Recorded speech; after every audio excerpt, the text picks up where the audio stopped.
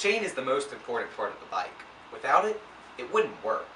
Therefore, it's important to properly lubricate it after every couple of rides. Failure to do so could cause quicker wear and tear of the chain and the gears, and causes shifting problems.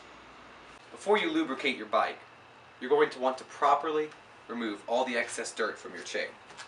To do this, just get a rag and spin the chain through your fingers. You're going to want to get the sides and the top and bottom. If your chain is really dirty, you're going to want some chain cleaner. Apply a little bit to the rag and repeat.